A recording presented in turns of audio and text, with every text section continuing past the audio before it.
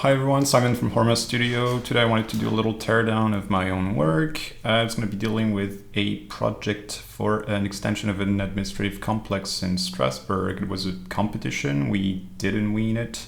The images were okay, it's just that after looking at them again I saw something that was a little bit weird with them, and I just wanted to touch on it a little bit more so that I can talk a bit longer about the process and some of very basic check that you have to do, sort of like checklist that you have to go through when you're working so that you don't work for nothing basically. But yeah, hopefully you'll learn some stuff in this video, and let's get started.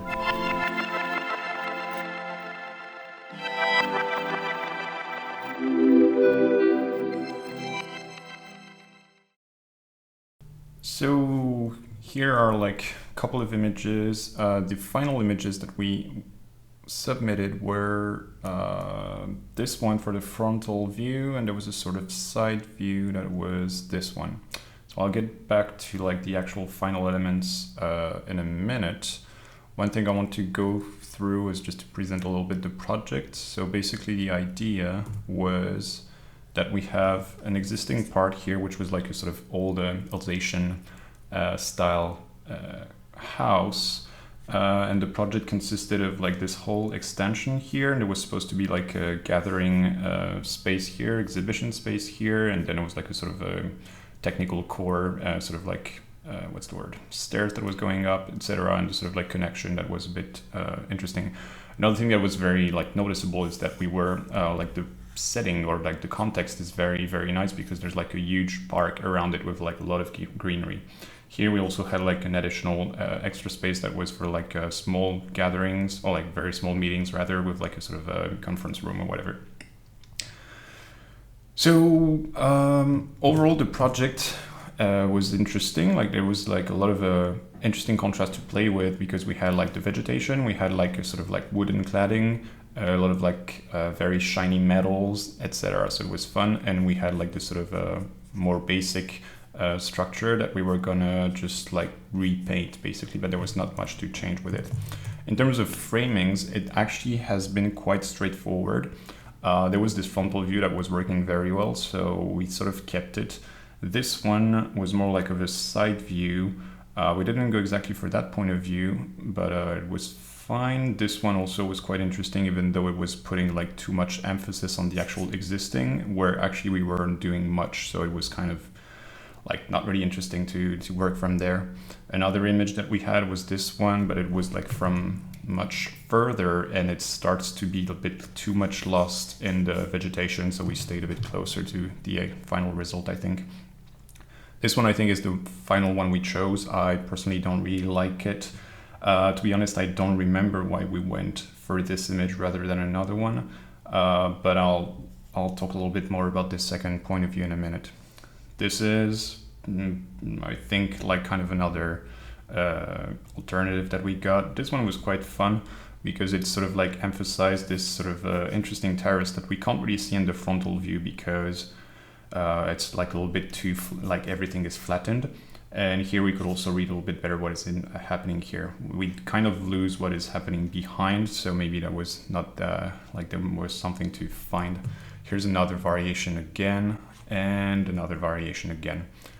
So as I said, the last point of view we went with was this one, and for the frontal part, this one. So yeah, no, it was actually we were quite close.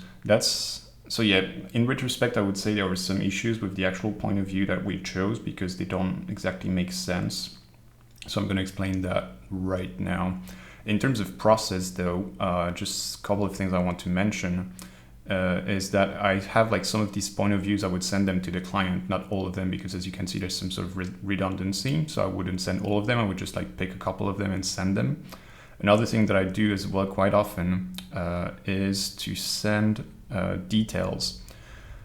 So for instance, here we had like the sort of like system of like this sort of a metal meshes thing that we had. There was here sort of like more details as well. There was the cladding that actually in the end were much darker than this.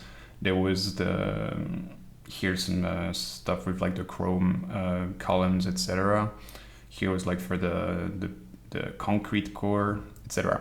One thing, so that the idea behind all this is that what I do generally is it depends on the time frame, but if we have not that much time, what I do is that I still do clay renderings for the outside, because, or like the outside for the general point of views, because that way I feel like it's easier to set up the actual composition. The other thing that I do is that if we have already a need for textures, what I'll do is I'll do these extra details, because that way we can already talk about some details and some textures without sort of like skipping the composition part that I need to go through, because it's kind of necessary to really lay out the component of the image and not skip the step. Because sometimes if you go like with an already quite fully textured image, the client will kind of focus on textures quite quickly and on details instead of actually looking at the bigger picture of the composition. So that way, by separating those, I can sort of like keep them focused on what I need them to be focused on. Another thing that is interesting is that they can still like talk about textures, which means that the next step that we're going to work on, everything is going to be integrated into a proper whole, and we can have already the composition set up, the atmosphere and the textures, and this is done in a single pass basically, which is quite nice. Coming back to the point of view, there's a couple of issues that I have with what we ended up doing. So if we look at the frontal view, I won't go into much depth. I'm going to show you very quickly the evolution. This was the first draft. V1. Yeah. First draft, second draft, third draft, and final image. So as you can see, the difference between the first one and the last one is not like completely mind-blowing. So it's because basically everything was set quite quickly and the image was very intuitive, because we're like working with there was a lot of stuff I would do, like the blending of this in the end. I kind of like photoshopped it, but I'm not happy with it anymore, or like still. And there was like other stuff, like they made me put actually too many people, and then we didn't get that extra step that should have been necessary in order to make the things more legible. For instance, this guy here are here in order to make understandable the sort of bench that we have here. But this, if we did it properly, would have been integrated on the other point of view. One thing I would mention still regarding this image is, not technically speaking, but it's an okay image. What is very interesting, I think, and that is something worth mentioning, is that every time you have like a lot of vegetation, you want to have this sort of connection with the surrounding through the cast shadows. And having them like quite faint like this and sort of like blurred is actually quite interesting, because it's very dynamic. So we also have like the lighting overall is quite nice, because what is interesting is that you can see that you have a lot of light here, and then it suddenly gets darker on the facade, so that you have like a lot of contrast that catches your eye. And then you have this sort of like lower part that is very transparent. One thing that I think is not very well resolved with this image is that actually I think we're lacking too much of this element here, and that maybe here we're not putting enough emphasis on the sort of like huge cantilevered part that we have here, which kind of is a shame, I think. There was a lot of emphasis on this tree, but it's because it's an existing tree that we're sort of like building around, so it made more sense to have it that way, even though it seems to be a little bit too bright. As I said, I would work better on the foreground and have it like have a better blending on the two textures. One thing though that I would say again is that I would incorporate the left part here a little bit better. So that would be one thing I think I would do differently. But the idea of the frontal view, I think, was the best way to go. In terms of lighting also, I don't think I would change it, because you could have like other, scenarios that would be interesting, because you could really emphasize the transparency here by having maybe like an overcast weather and having much softer light, and this would like become very much more visible. The thing is that it would then emphasize less the vegetation, because everything would be extremely flat and saturated, which is not necessarily uninteresting, but still is not really what you want to emphasize right now, especially when you're dealing with like this sort of like cladding system that is like very thin boards. If you don't have, like if you have a very soft light, it's actually going to look extremely flat and you can't really read it properly. So this can actually become a problem in terms of legibility of the project. If you look at the side view, for some reason it didn't occur to me when we first worked on it, but is actually very redundant in terms of information with the other one. So that's why I think I was more keen on working on the, I don't remember which one it is. Something like this I think could have been more interesting, or maybe like an in-between. But, or maybe like this one is very close, like literally you can see it's the only difference between the frontal one and the other one is that here you can read this sort of small facade, which is quite interesting because at least you know that here it's open. We still don't have that much information on this element here, which is kind of like stupid, if I may say. And we still like, we do have a sort of understanding of this element, but everything is kind of lost suddenly. So I feel like this really wasn't the best goal, or best shot, sorry. So one way I would do it, I think, is a kind of in-between shot between the frontal view that we had from here and the view that we have from here. So that the idea basically would be to emphasize, or at least suggest a bit better, the details of what's happening in there. Have also something that sort of suggests what's happening in there, even though here the reflection with the sort of yellow tree here is very nice. One thing that I think is interesting is to understand better the system of this sort of like bench/wall, and the fact that there's like a lot of depth here. With the frontal view, we don't understand that this is actually the same distance from here to here. So here we understand it a bit, but we don't still appreciate the actual amount of space that you have, and that you can literally have a second party happening outside here. So one thing that could have made this image a bit more interesting compared with the other, like, I mean, coupled with the other one, is if we went with a completely different atmosphere. So that basically here, even though we sort of had like this sort of exhibition space, maybe having, like, as I was saying earlier, a more overcast perception or atmosphere, and have like way more emphasis on the inside and the artificial light. That way, even though the point of views are very close in terms of like the framing, they actually convey completely different atmospheres and completely different types of information. And here I think it was kind of a missed opportunity that I, for some reason, didn't see. Maybe I don't know what I was doing, if I was dealing with too many projects at the same time, or if I was not paying attention too much, or I really don't know. But this is how I would do it differently this time, having like two different types of lighting and probably slightly changing the point of view here. The whole idea still would be to keep like a very big emphasis on the surrounding vegetation that is very, very nice. So that would be it, I think. Another thing that I wanted to show quickly is these sort of like extra images that I do most of the time. Actually, I do it more and more often.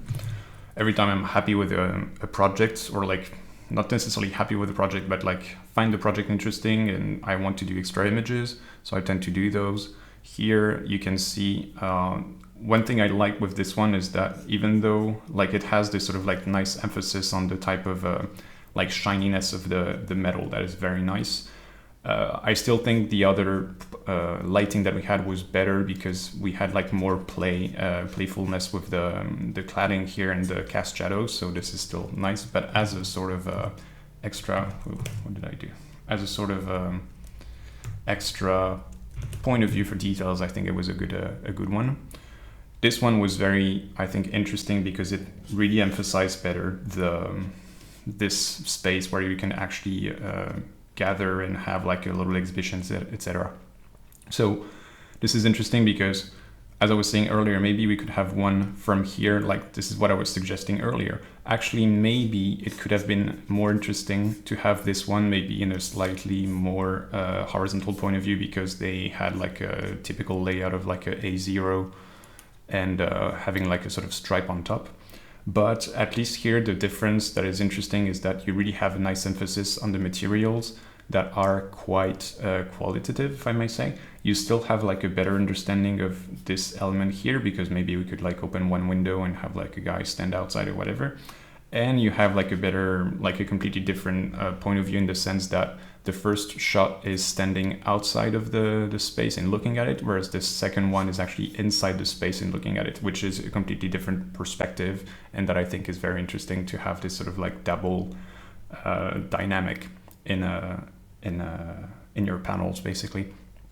And the third image was this one, which was not very fantastic, but still was interesting because it emphasizes better this element in the inside of the room, etc. So this maybe with like a slightly different approach in terms of lighting. So as I was saying, like maybe an overcast with like a very faint light. That's why here I was like playing a lot with aerial perspective, because it has like a nice effect on the lighting. Everything is like much softer, but maybe we could go like darker and have like more emphasis on the artificial light. So yeah, that's it for this teardown. It was very short compared to some others that I would want to do, but again, it was I think really focused, or at least I tried to focus more on the idea of, as I said, like the process, and refocus on being sure that you're doing the right point of view. And sometimes I was saying, sometimes the point of view is okay, but it's just the atmosphere that you're choosing that is actually not that interesting. And one of the main things you want to be very wary of when you're doing images, I think, and this will be the sort of like conclusion for this whole thing, is to really make sure that there's not too much redundancy between all your images. You want to, like, there's a couple of things you need to understand with series, is that you want them to usually have a sort of link so that you understand how they relate to each other, so that they make you better understand the project. But at the same time, what you want is that there's enough differences between them so that you don't feel like you're looking at the same image. And sometimes if you have a sort of like if the client, or you know that you have to end up with a point of view that is almost quite like similar to the first one, what you want to do is to try completely different atmospheres and lighting scenarios, etc., so that really you can showcase completely different aspects of the building. Because basically, like, the whole contrast between daylight and nighttime is going to be interesting with some types of projects if you have like transparencies and stuff like that. So we want to make sure that not to make things too redundant, otherwise it is kind of a missed opportunity on like being able to showcase more stuff regarding the project, and also it's kind of a missed opportunity on actually doing better images, I guess. So that'll be it for now, and I'll see you in the next video. Hope you've enjoyed the content. Cheers, guys. Bye.